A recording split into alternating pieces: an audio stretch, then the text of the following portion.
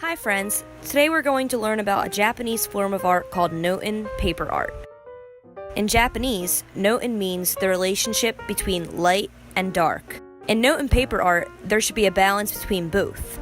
For this project, we will discuss positive and negative space and then create our own work of Notan Paper Art. So what is positive and negative space? Positive space is the subject of your design. Negative space is the empty areas around your subject. There should be a balance between the two. Here are some examples of works focusing on positive and negative space. In this image, we see a silhouette of a vase with flowers. It is black against a white background. What is the positive space and what is the negative space? Since our subject is the vase with flowers, that is the positive space. Our negative space is the white background surrounding the vase. Let's look at the opposite version of this image. Now, which color do you think is the positive space and which color is the negative space?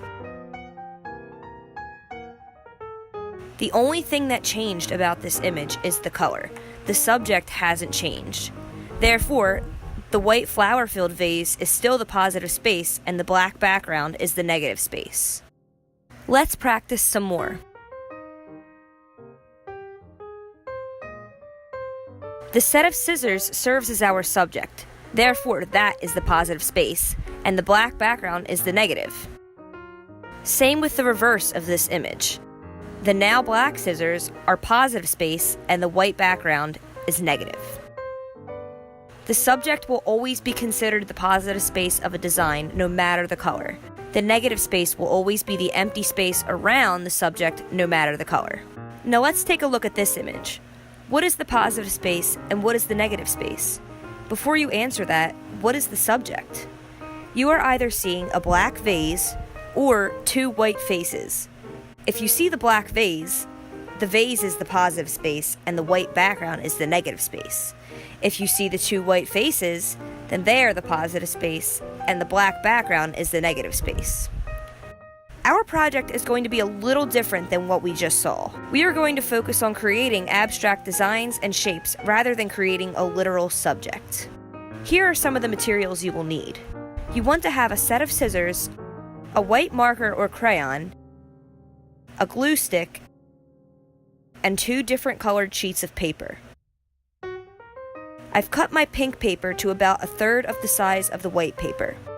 The pink is where I will draw and cut my designs from. I'm going to use my white marker to add freeform or organic shapes. This means a shape that doesn't already exist. I'm adding 5 shapes along each of the 2 longer edges of my paper. You can do more or less, whatever works for you. Now, I should mention that the designs I created were pretty difficult to cut, so I would keep your design simple because we are working on a small scale. Too much detail will be difficult to cut out. Now that I have my shapes drawn in, I'm going to carefully cut them out. I'm making 2 piles of my shapes. 1 pile for the one side of my paper, and then 1 pile for the other. This just helps me to keep organized, so this might help you too. Once you have all your shapes cut out, it's time to glue down the paper they were cut from. I'm going to glue mine to the center of my white paper. You may have noticed that I turned my pink paper over so that I don't see the leftover white lines from my marker. I personally think that the artwork will reflect better craftsmanship because of this.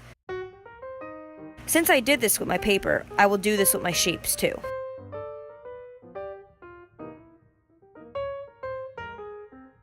Each shape I have cut out will be turned over so that we don't see the white lines and will be placed on the outside of the area it was cut from. Here I'm showing you how to do this, and you'll repeat this step with the rest of the shapes.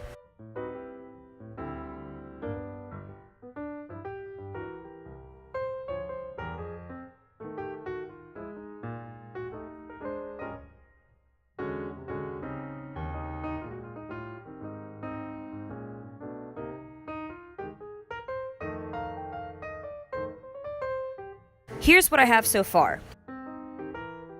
I like to decide which angle I like best, but you can wait until the end to do this if you'd like. Now, to push the project even further, I'm going to add some Zentangles.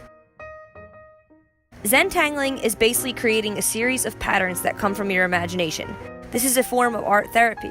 It helps to relax the mind. I'm adding some Zentangles in just a few of my white spaces. I'm using a pink Sharpie that matches my paper, but true Zentangles are usually done in black and white.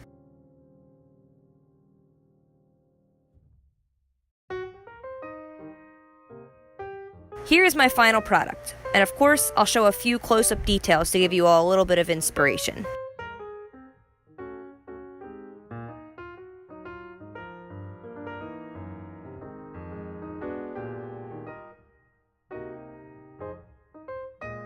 I hope you learned something new today. Thanks for watching, and now go ahead and get started.